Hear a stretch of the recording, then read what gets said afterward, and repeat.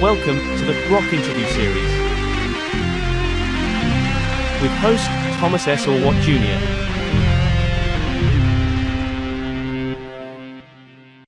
Welcome to episode number 137 of the Rock Interview Series. I'm Thomas Orwatt Jr., and today's December 18th, 2025. For this feature, I have Jason McMaster, vocalist of the Austin, Texas-based hard rock band Dangerous Toys, as my guest. Dangerous Toys formed in 1987, and since then have released 4 studio records. Dangerous Toys in 1989, Hellacious Acres in 1991, Tist in 1994, and the artist formerly known as Dangerous Toys in 1995. The band just recently released a collection of demos recorded from 1991 and 1993 called Demolition. During the following interview, McMaster discusses the Demolition release, the band's past history, their plans for the future, and much, much more. So here he is, Jason McMaster.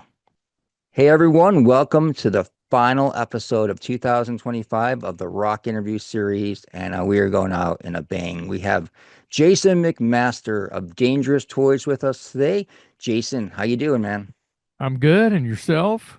Oh, I'm doing awesome, man. It was a crazy year in 2025, and kind of did not expect to be talking to you about a Dangerous Toys, not new material, but demos material that we haven't heard before as a Dangerous Toys fan.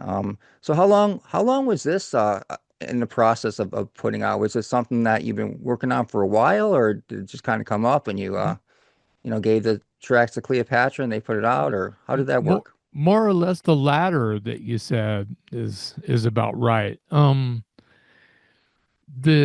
The press release or what's out there is not exactly wrong, but 91 as far as when these demos were recorded, probably Yeah. after the Operation Rock and Roll tour. So that would have been late 91 up until probably the end of 93 is technically when that interim, that batch of songs was written. And that would probably give people, a look into that time frame, as the songs from the Pist album were culled from that same batch. Hmm. So Pist came out in 94, and so when you put those whatever 10, 11, 12 songs, whatever Pist had on it, into the, I don't know, 50, 60 songs we probably wrote during that time, because we're talking years, 2 years easy. Yeah. And to answer your question, Cleopatra was pretty much just like, what do you guys got laying around? We would love to make a new record, but until then, what's just sitting in the box in the garage? And yeah, it was during COVID. I digitized boxes of cassette tapes, most of them being 4-track and 8-track home studio recorders, those standalone recorders. That it's just how it was done. It's how you wrote songs. It's how you get your band in a room and you jam the songs together. Then you just mic everything up and you play it as best you can, and you polish that turd as best you can, and you send it to your record label, after you got 4 or 5 tunes. And in our situation, we kept hearing, nope, keep writing. Nope, not there yet. Keep writing. This went on for months, over a year, till one day we said, hey, obviously you don't think that we're ready to make a record, but we do. And that record would have been Pissed. So we basically asked Columbia to let us go and, burn the contract, so to speak. And they did. They said, yeah, you guys have been great to work with. No problem. We get it. And And so then we pulled, the Pist songs and went and recorded Pist in early 94. Well, everything else had been sitting around since we got home in 91. And as I said, I digitized all of them during COVID. And so when they, being Cleopatra, said, "What do you got?" Me and Scott kind of, said, "Well, we can go through all these rejects, all of this crap, and see if there's some songs that we don't actually hate too bad, you know." Mm. And there was a few of them we were just like, "Man, that stinks. That's not seeing the light of day." But I think that we chose well.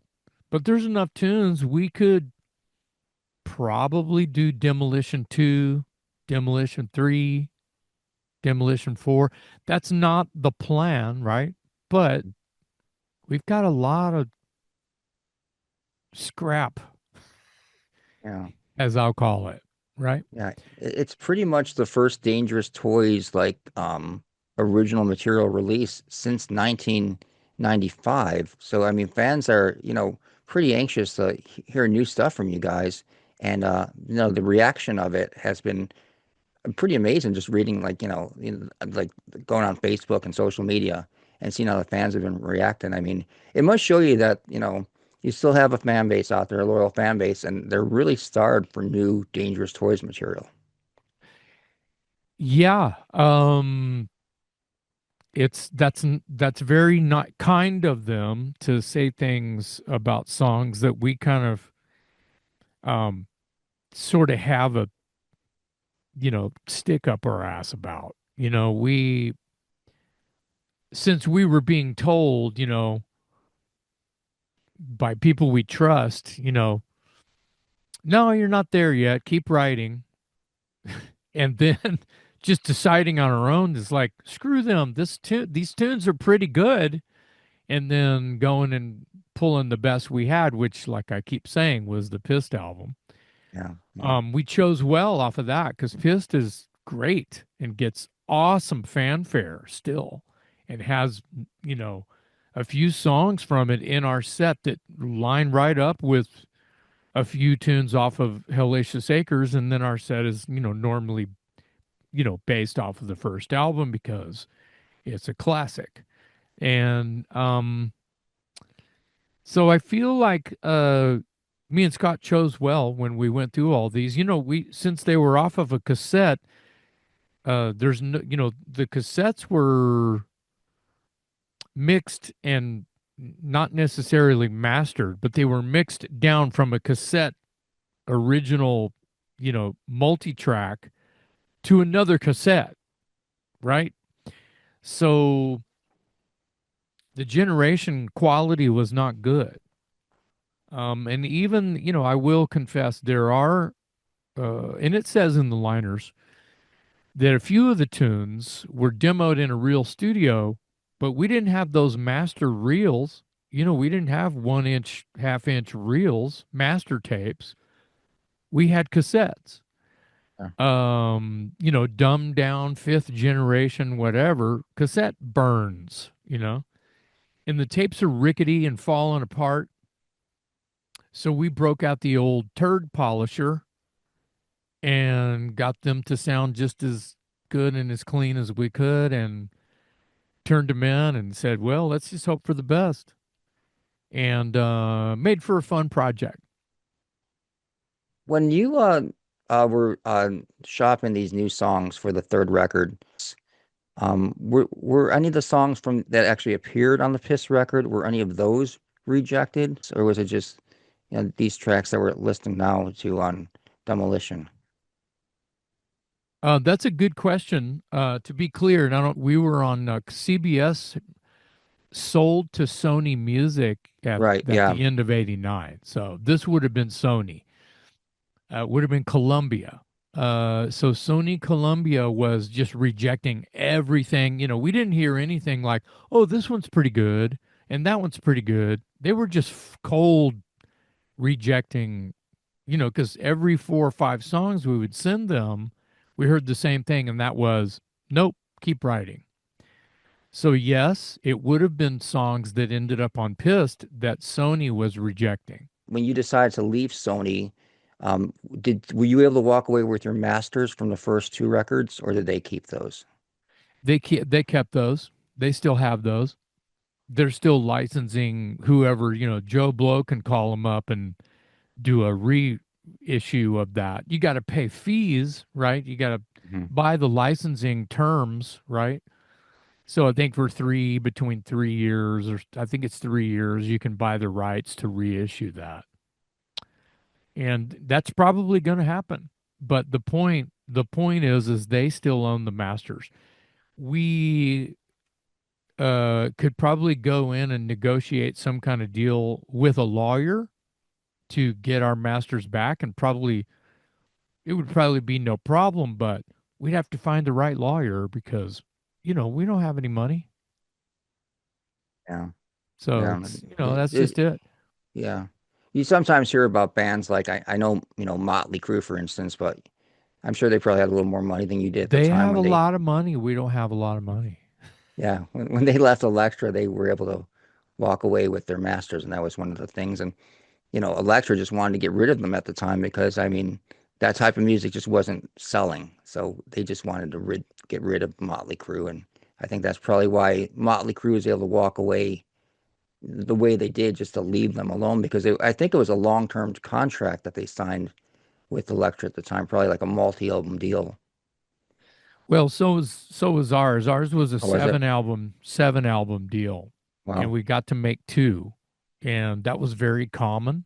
And there were a lot of bands such as us, I call the class of '89, where a bunch of bands on the coattails of Guns N' Roses got signed because their singer had, long hair and tattoos and sang real high.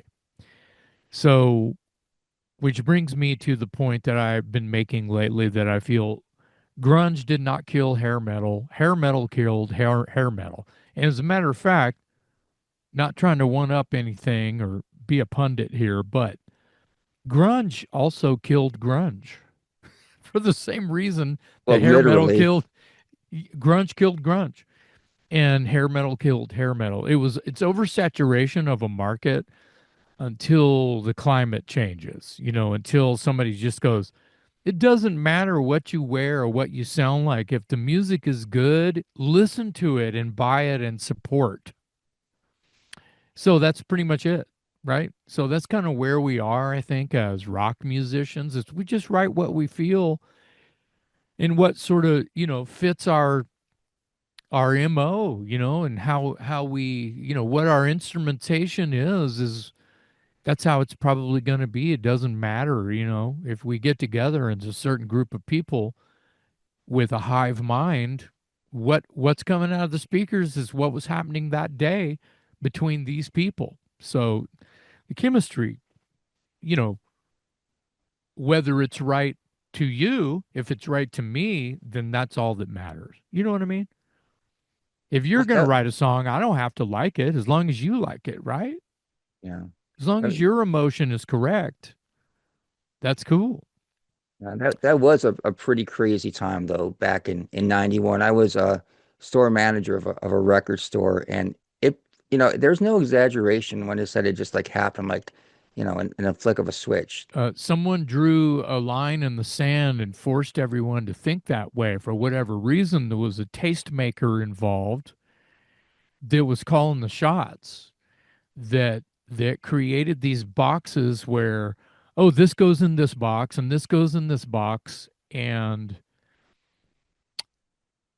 eventually I caught wind of the game myself and my personal taste. And I just realized, why would I not be into something because it's not what I do? And that stuff that's different, it's pretty good, and it's loud, and it's mean, and I like loud and mean. So I'm going to buy that, just like I'm going to buy, you know, uh, Air Supply. I'm going to buy Motorhead and Air Supply on the same day. And so, once you break down all of the fences, I feel like you enjoy being around yourself as well as others a lot more. Yeah. And you can play whatever you want. If everybody had their own radio station, that's what the world should be like. You Oh, know, definitely. Yeah. Yeah. instead of just one thing all the time, you know what I'm saying? Yeah.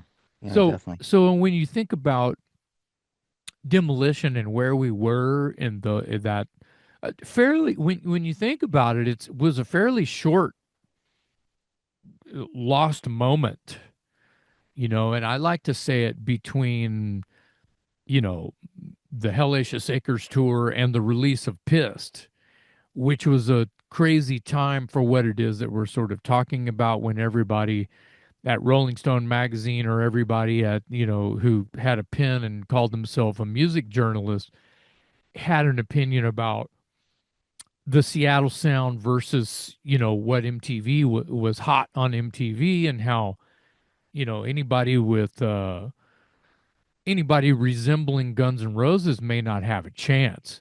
We'll play Guns N' Roses because they sell records, but Yeah. everybody else that came right after that, they're dead.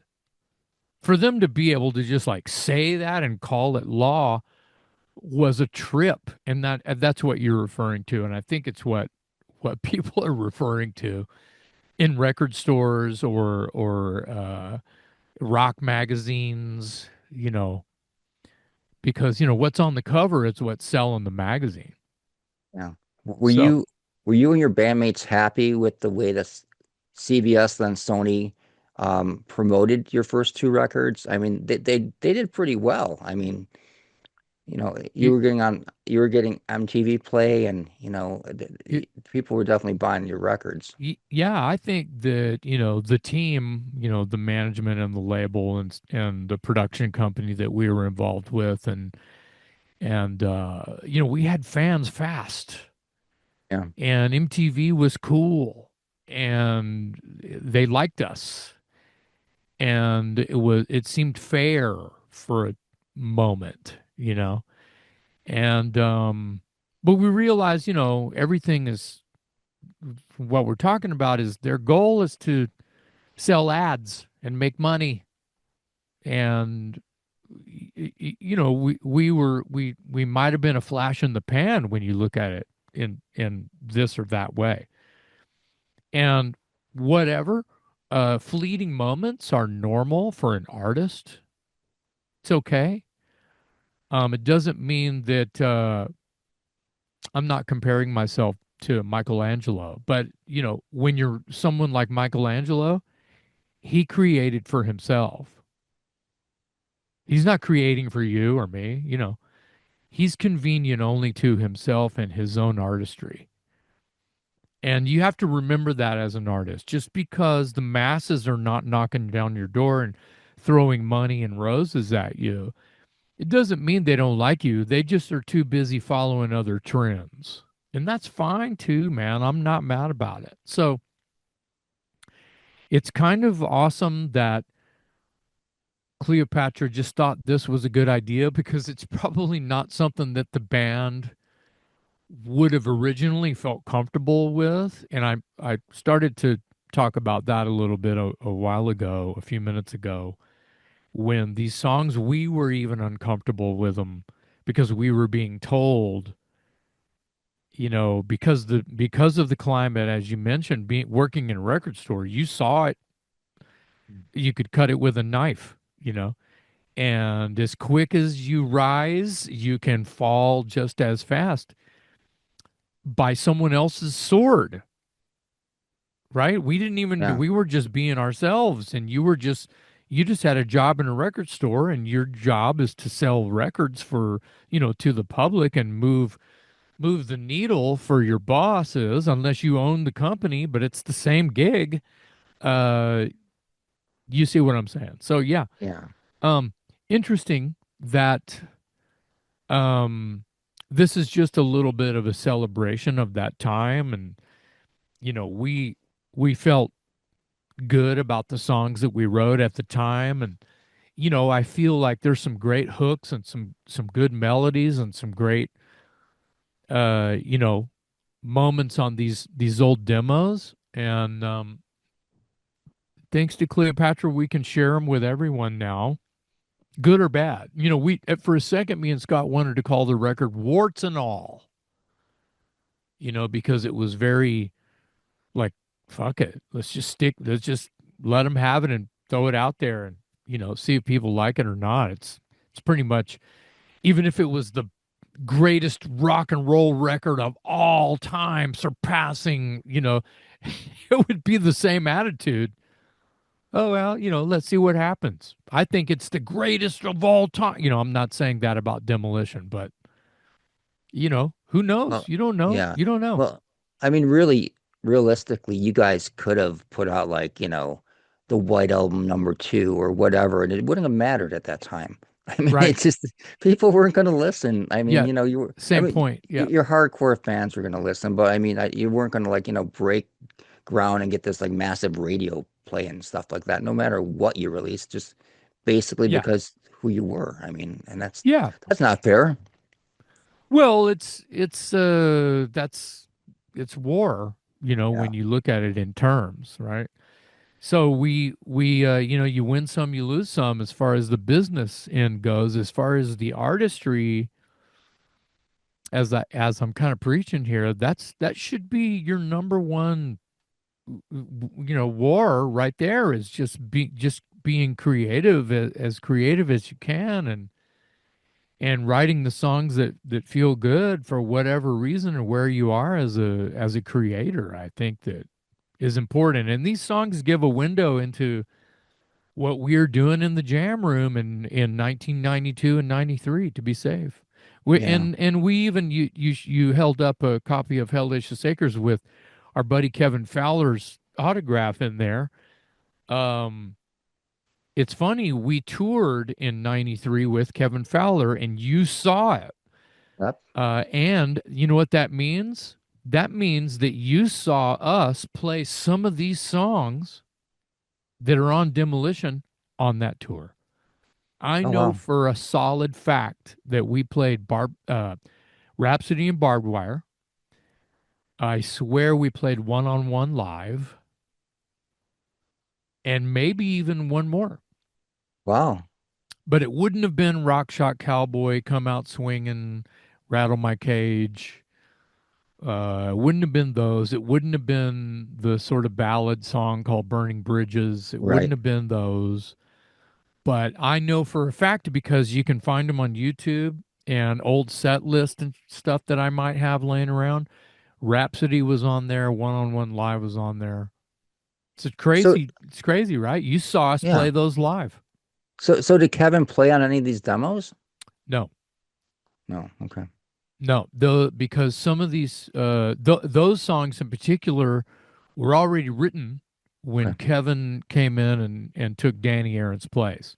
Danny Aaron plays on these demos, I so that would gotcha. have been pretty much most of '92 is probably when about half that record was done. I think it was the end of '91 that Rattle My Cage, Rock Shot Cowboy, and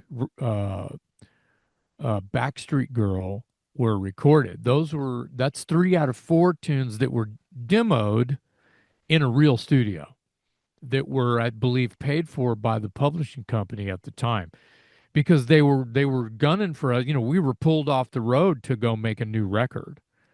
And they were like, "Well, what do you got?" So we went in and put some stuff together and went in. And oh, there was another song too that I'm not going to mention, because we've actually culled that and saving it for a rainy day. But we did record, I guess it was like 4 or 5 songs in a real studio during that interim, around the end of '91, maybe early '92. Did And you, it's just wild to think about. But by the end of by early '93 or end of '92 was when we were calling Sony going, "Hey, can we just leave?" And they were like, "Yeah, yeah, yeah." So in that way, we were getting ready to get Paul in the band and then go record the Piss album. So, but yeah, I think that The album cover artwork is fantastic. Claudio That is. Bergman just killed it, and keeping it true to the original clown art um, done by Tommy Pons, created by me and Tommy Pons, and then illustrated by Tommy Pons back in the day. But I think that it's working really well for what the songs, the state and format of the songs originated in. A cardboard box over my right shoulder is The where those demos were. So why did you concentrate on that particular period of time and not include like anything earlier, like your original demos from the first record or demos for Hellacious? Why was it just concentrating in that one area for this particular release? that's a really good question, and my knee jerk reaction is demos for the first album. Well, the funny thing is we got signed off of a live tape and a live show. The labels came and saw us play and gave us a deal. So when it came time to pick a producer, which ended up being Max Norman, he was like, all right, I'm ready to hear the demos so I can prepare. And we didn't have any demos. We had a live recorded off the radio thing, which is what we had management before we had a record deal. And I had only been in the band 6 months. We were only a band for 6 months before all of this courtship stuff started happening. We didn't have demos. Oh, that's amazing. Yeah. And everybody yeah. had demos back then. That was Yeah, that was a deal. So we got a deal, and then the publishing company paid us to go in and record. We recorded Outlaw and Teasin', and that was it. For Max to hear what, here's this one and here's that one, check it out. And, Scared wasn't even written yet. Really? Yeah.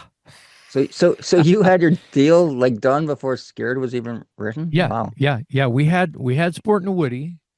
We had Bones in the Gutter was brand new summer of 88, which is only like 3 months, 2 months, 3 months before we went to California to record with Max. We had brand new was Sport and Woody and Bones in the Gutter.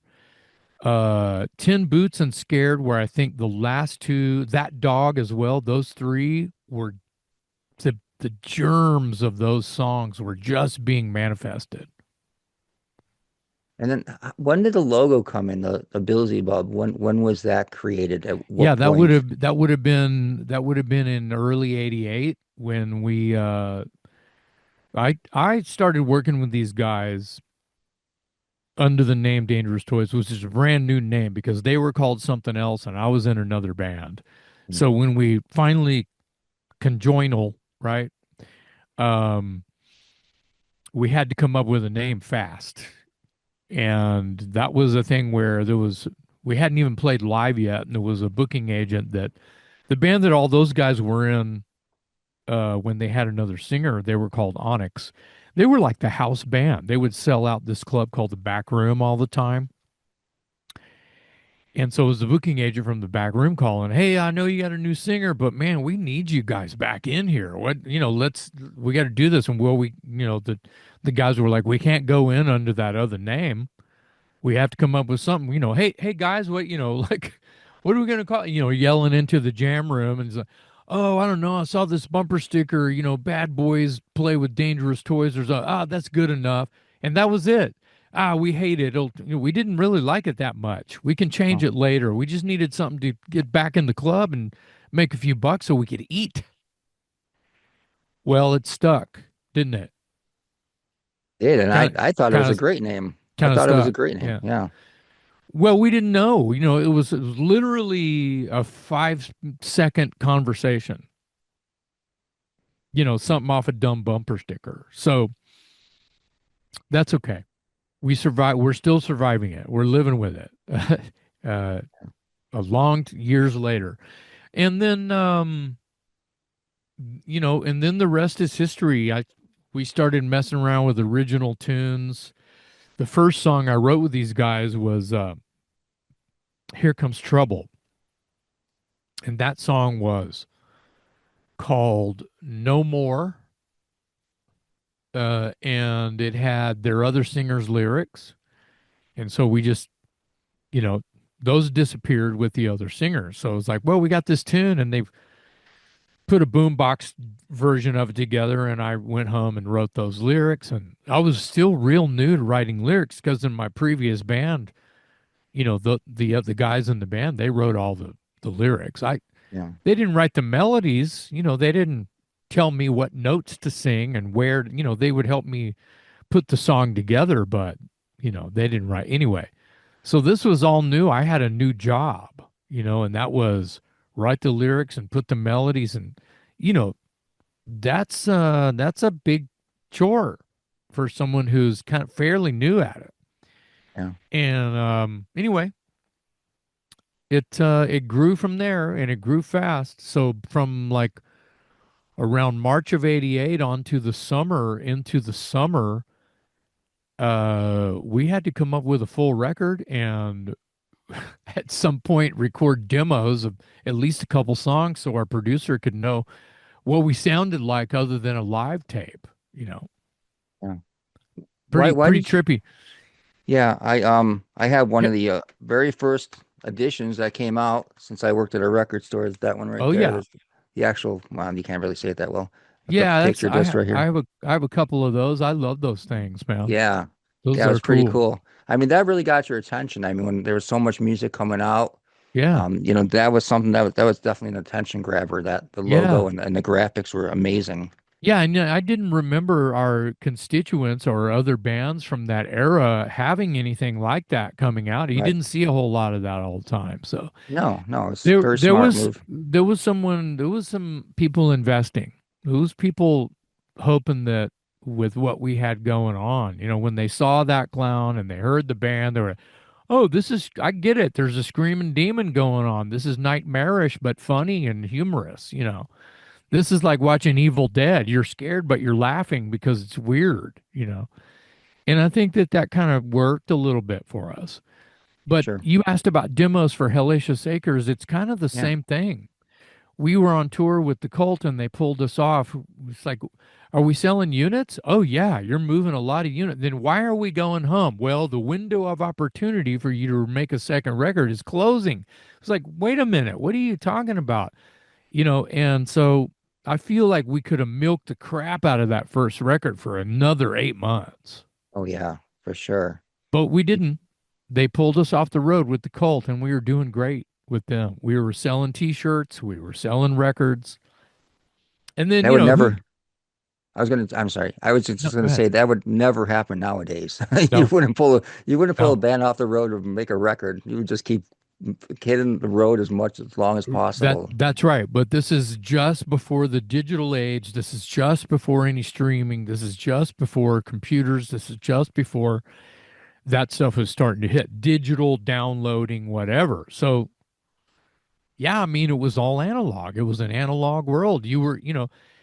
If you were on the road, you were making everybody money. But nowadays, it's funny because the devaluation of music and downloading and streaming and everything, and Spotify only paying artists almost nothing, just slivers of a penny per stream or download.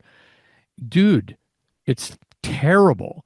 So if you're not in 2025, 26, and from here on out, if you're not on stage, you're not making money.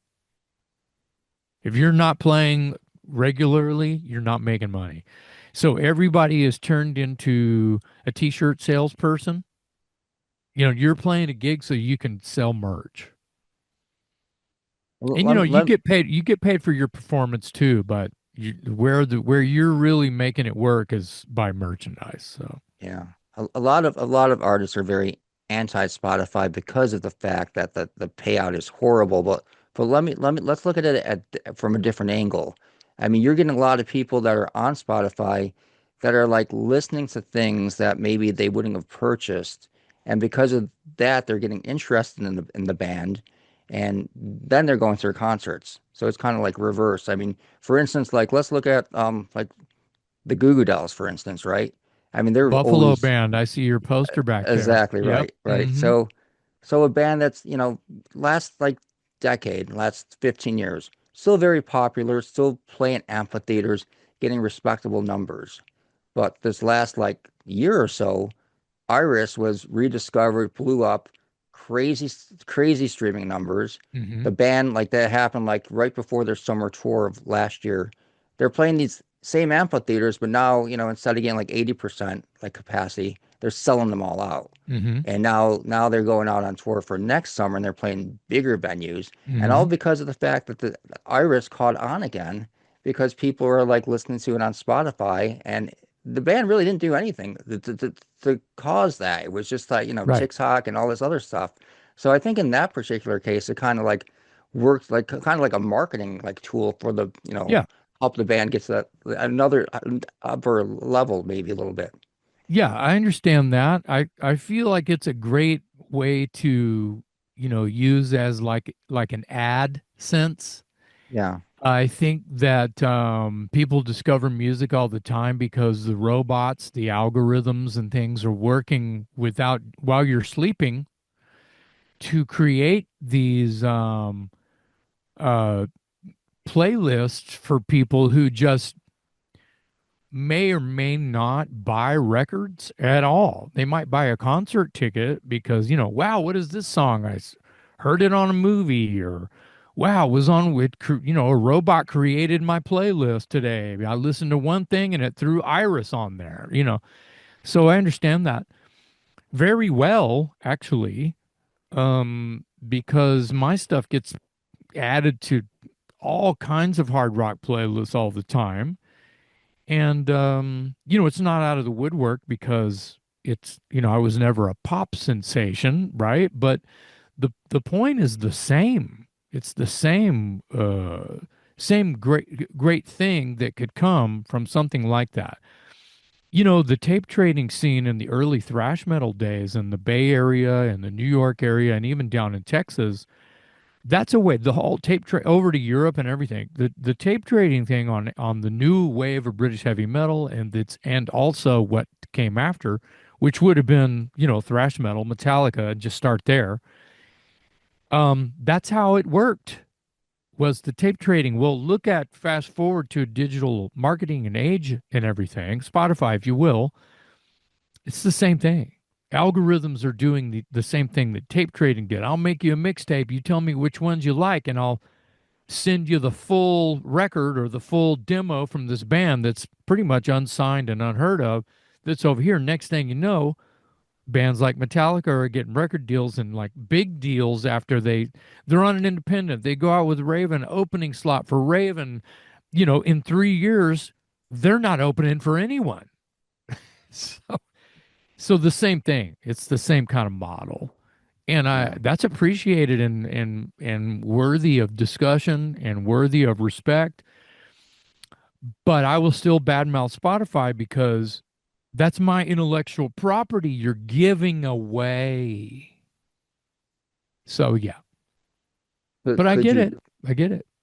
could you pull your stuff off of Spotify? I mean, other than the first two records, probably. I don't have enough numbers to go into a meeting with my lawyer and go, I'm removing everything off of Spotify unless you want to write me a fat check, which is what Spotify does for all the bigger bands. Oh, okay. For instance,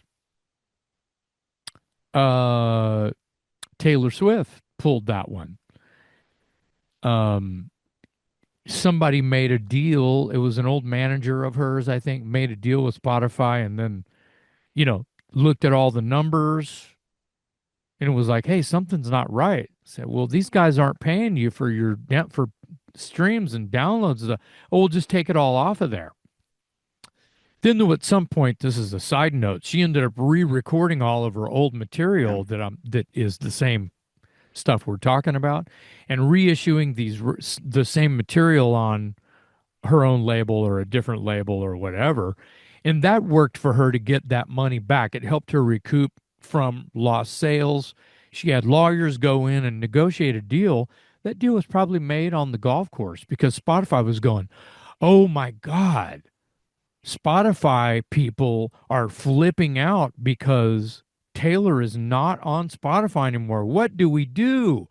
Well, you write her a big fat check, and then she probably goes, oh, okay, now I can be on Spotify. But from now on, you're going to give me this so you can have me on Spotify.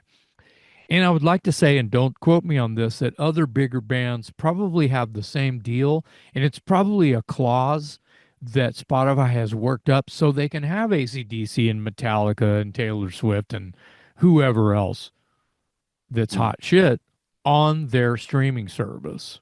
So Well, that's it's interesting. it's only the big boys that and the big girls that are going to get any money from Spotify. I want to steer back to the your first two records, and you had a producer change from the first record to the second record. Was that your decision, or was it because Max Norman wasn't available, or what led to that change? That's I that's a mean, good that's a good question. There was a short list of producers that was put on the table in front of us, mhm. and I love everything that Roy Thomas Baker did. Of course, you know, Queen and Journey and Cheap Trick and the Cars and Bad Company and just keep going. But I don't feel like he did us justice on the second record. And, you know, Roy passed a couple years ago now, and that's really sad. And we had a great time working with him. But you know, when I listen to Hellacious Acres, I'm going, man, this coulda, woulda, shoulda been a better record. It's not all Roy's fault either. The sounds of the sounds on the record are different than what we recorded. It's like we made the record and heard rough mixes and then went home for Christmas. And when the record was mastered, none of us were there, and the final mixes sounded completely different to us. Yeah. And it was too late, and there wasn't enough money in the kitty or to go back to the label and go, hey, this sounds really weird, are we going to do something about it? No, you're just going on tour. So there was that. But I will say this, um there were no demos for uh Hellacious Acres. We were just writing, and Roy flew to Texas and hung out with us in the rehearsal room and was taking notes on what songs he liked when we would play them for him live. I don't even think we had anything other than just a boombox recording of those songs. And I don't know if I have those, maybe a few songs. Give Me No Lip was already written. We had that in probably 90. We wrote that probably at Soundcheck when we were out with the Cult in 1990. So we had that one already. I think I had parts of Line 'Em Up. You know, there were bits and pieces, but you know, we were slowly beginning to write. I don't think it was worthy of the label to pull us off the road, and you have already agreed. But yeah, no demos for Hellacious Acres either. But the producer switch, I want to say that was kind of that was out of our hands. I think I remember hearing something like, Max, if we wait this long, we can get Max back. Mm. But you know, it was a hurry up. It was a hurry up situation. I feel like people were talking to us about. But I do feel like Max would have done. You know, I'm not talking smack about Roy, but I think Max understood what we were trying to do.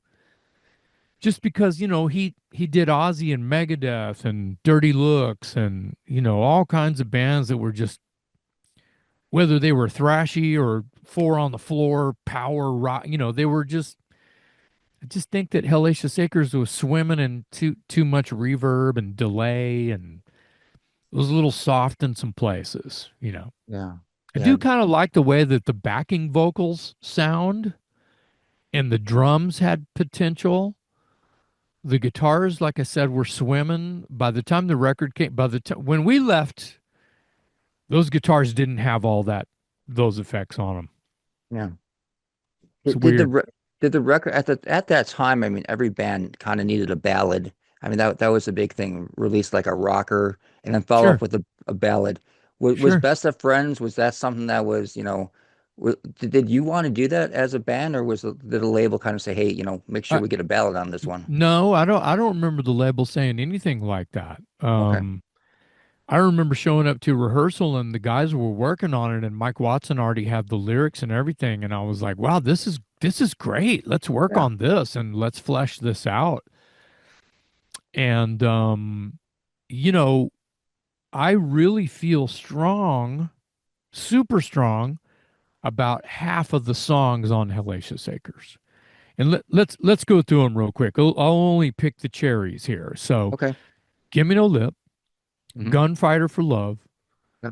Line 'Em Up, Best of Friends, Sugar Leather and the Nail. Those are five right there that I think are strong, strong songs, All right, right? So that's about half the record now, isn't it?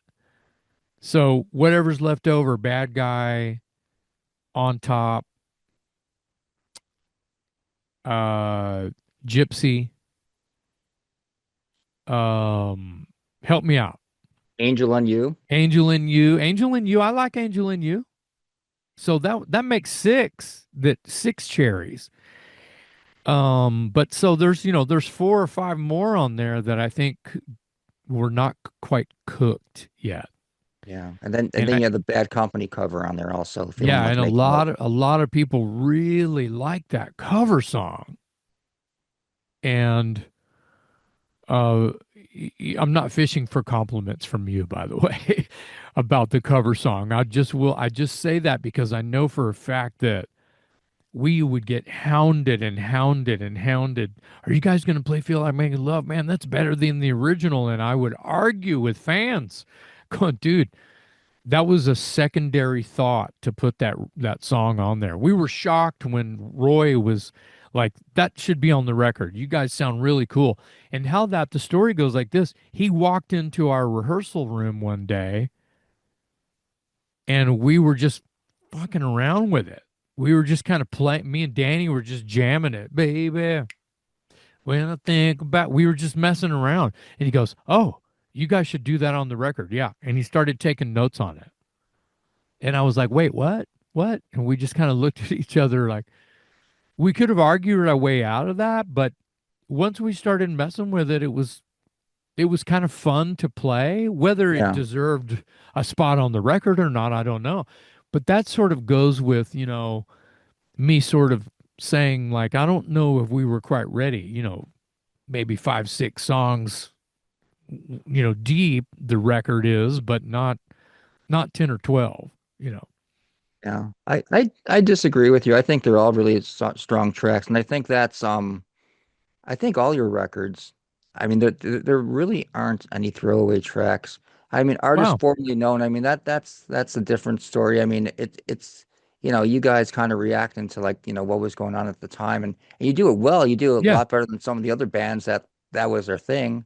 I mean, that was an interesting record. And I played that one in the store Yeah, a lot too. I'm sorry to interrupt. We really had a sort of like come to Jesus moment, making the artist formerly known as, because we shed any costume or clothing or trend or that we had already previously, it's like, why don't we just write whatever comes out? Bring some songs in and let's record them. And that's what we did. Ironically, it came out like, oh, it's their 90s rock album. If you're going to make a genre, Sure. Yeah. without calling it their industrial grunge record, which sounds gross, but that's what it is, right? So I have to tell you, the come to Jesus moment was like, you could call it our experimental like Spinal Tap or something, right? And I feel like the songs are really strong. I'm singing a lot of notes on there. And I may or may not have been conscious, about not saying baby or shubidamamana or anything relative. You know what I mean? And I was playing bass as well.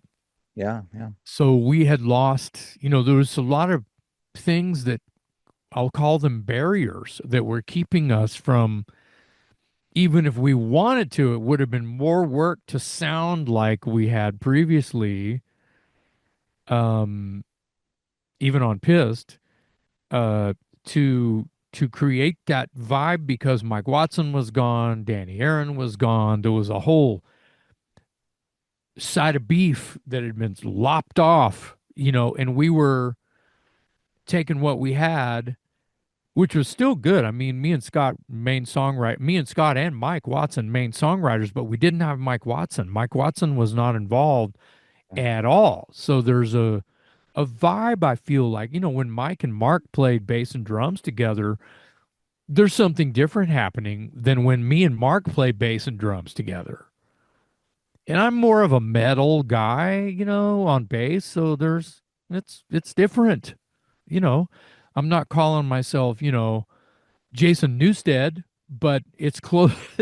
It's leaning that way more so than maybe a Mike Watson. Yeah. I mean, I don't know. I just pulled Jason out of my hat. Uh, you know, David Ellison, same thing. All me and those two guys play with a pick, which is probably also related somehow in my, third eye opening here as to why that record feels and sounds that way, and the songs were written how they were written and why they emotionally drag that way, right? Yeah. But the funny thing is about that record, there's even softer moments than we've ever had, but there's also heavier moments. So we actually took the putty and pulled it extremely from one end to the other and covered a lot. We covered bases that didn't exist in any previous record. So, it didn't move many units. I think it sold 10,000 for the label. I think that was the SoundScan number. But I dare anybody of that time to sell 10,000 records on an independent label. Yeah. Yeah. So, but whether people went and reviewed it and go, this is crap, or wow, this is different, I think I like it, or whatever it was a lot of people torn and a lot of people in the middle. And I feel like the slow sales on it were because of climate and people getting scared because they heard a song that was, somewhat violent sounding. And then maybe they heard a song that was like really weird or even had like, I don't know, a Smashing Pumpkins vibe to it. I don't know. So, yeah, man. Did you guys, I'm usually really good at remembering this, but I for the life of me, I can't remember if you guys toured for that record. We did. We did? toured as a Okay. 4-piece band. Yeah. Wow. Was it Yeah. was it a long tour or was it just, Well, it's speaking of Spinal Tap, it's very interesting. We started, that would have been probably summer of no, because we recorded in 95. It would have been in 96. Hmm. So it probably would have been spring and summer of 96. We had probably, I don't know, a 2-month tour booked, and we did about half of it or even less than half of it because, and this is total Spinal Tap, we were showing up to do in stores and they wouldn't have our product. There would be no posters. And then we would go to the management of the stores and say, hi, we're Dangerous Toys. We're here for an in-store. You don't have any pulp hanging up or anything. And we check the ads in the radio and there's nothing. Or they're like, wait, who are you? Like, they didn't even know we were coming. And they didn't have product because, I mean, tour manager calling the label and calling management going, dude, hey, man, hey, dude, dude. And the label had gone belly up. We had lost distribution, and no one told management, no one told the band, no one told tour manager. We just found out from management and everybody just berating the label, going, what the hell? So we went home. We just went home. Very Spinal Tap. Yeah. Yeah, it's interesting because I remember for Pissed, we got tons of posters. I still have It's the same label.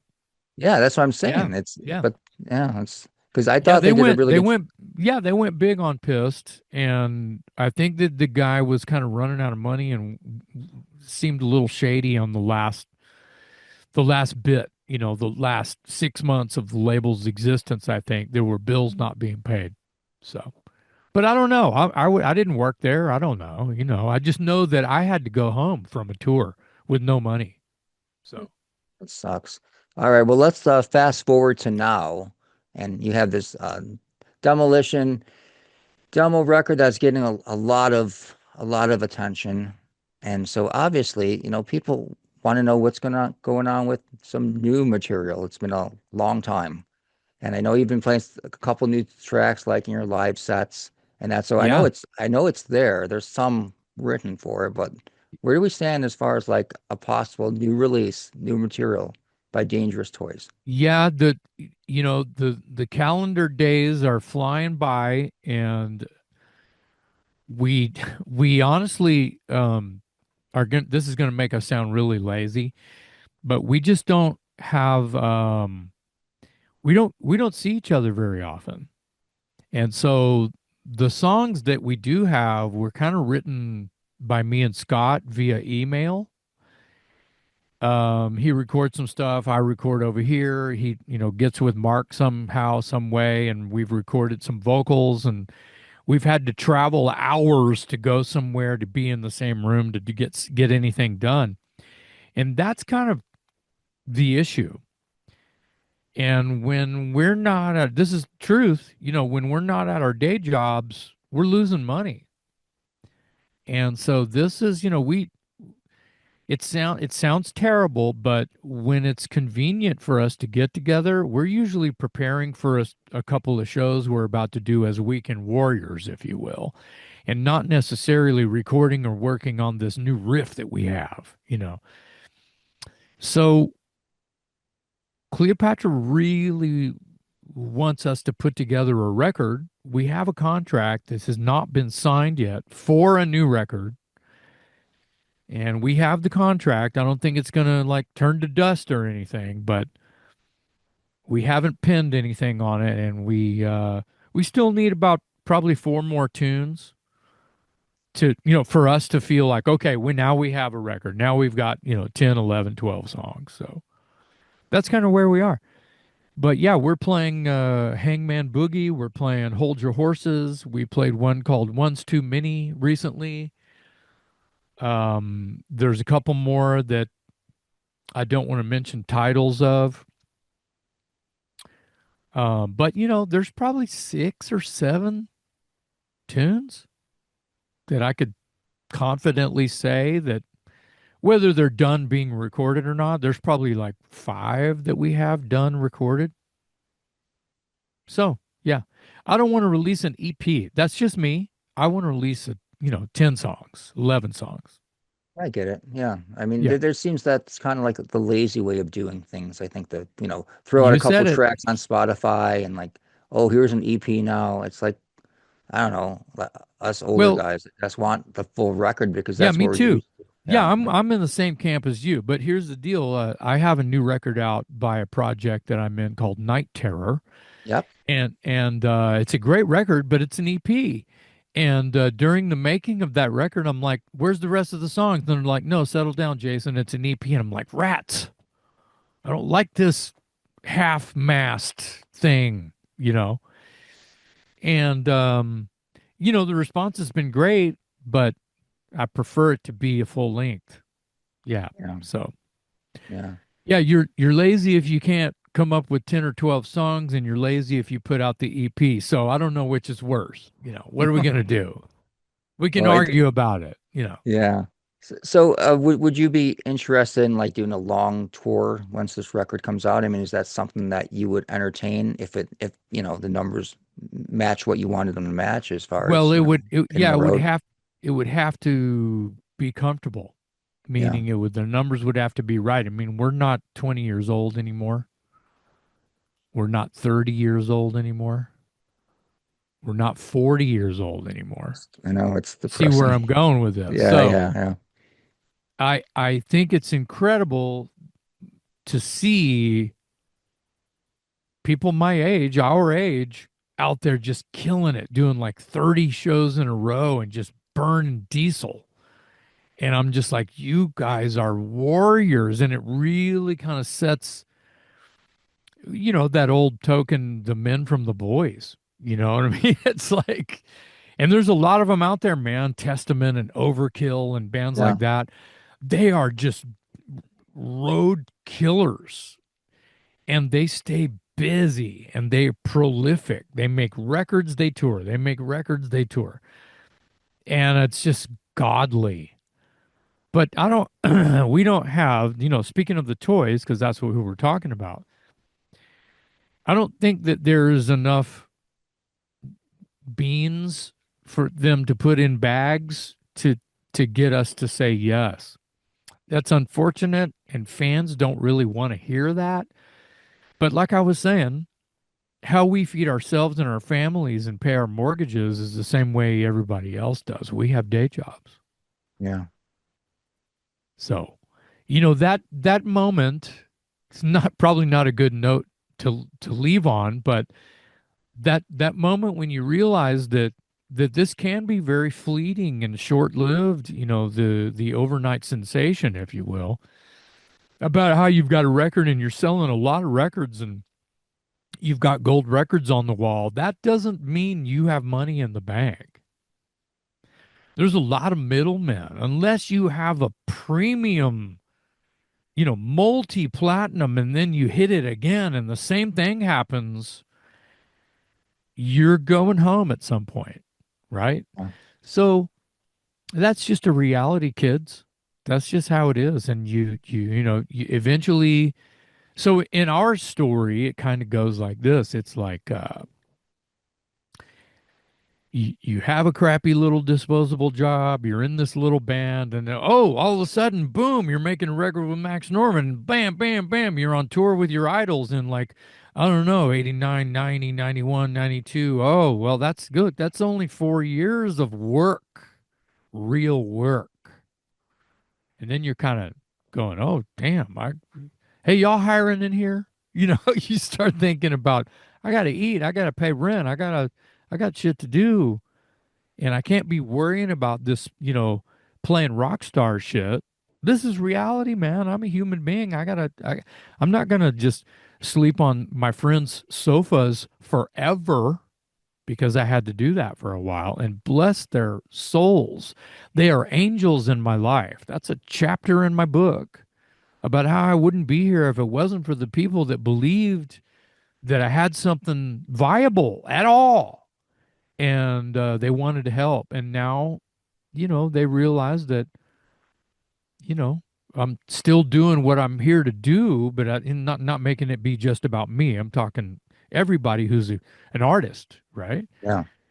So the starving artist has to get a job at Starbucks at some point Mhm. because otherwise they're a homeless starving artist for real. So, yeah. All right. Well, I appreciate the time, Jason, and I knew this was going to be a great interview.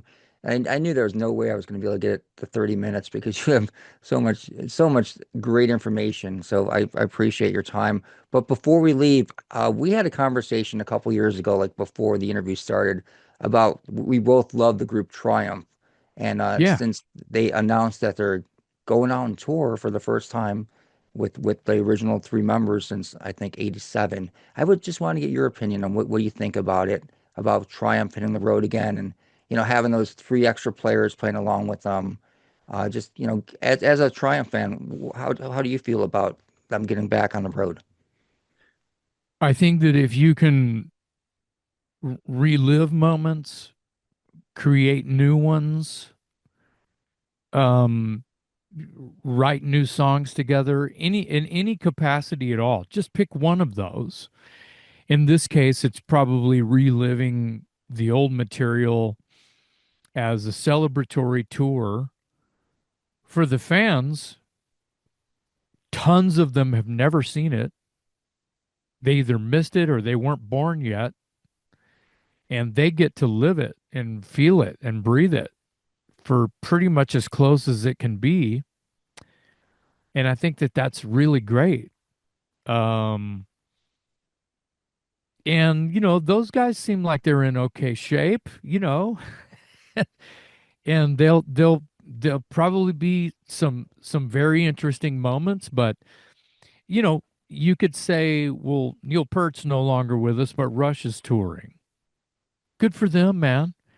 Uh, the brothers are gone, but Pantera is out celebrating, and all of the wonderful reasons, all of these people that I just put into a bucket just now, they're different people than when, it's not 1987 and it's not 1975 and it's not, so you celebrate however you know how to celebrate at this time. You don't just cut it off in the knee and go, "Oh, we can't do it anymore because so and so's not here and people are going to be pissed off." And but you know what? I sure do wish we were out there playing these songs again because I miss it.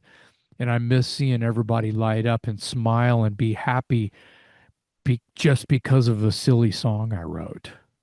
Mm. That's what I think. Yeah. All right. Well, I wanted to just sneak in one more question. Do you think you'll add any of the songs from Demolition into your live set? Is there a possibility of that?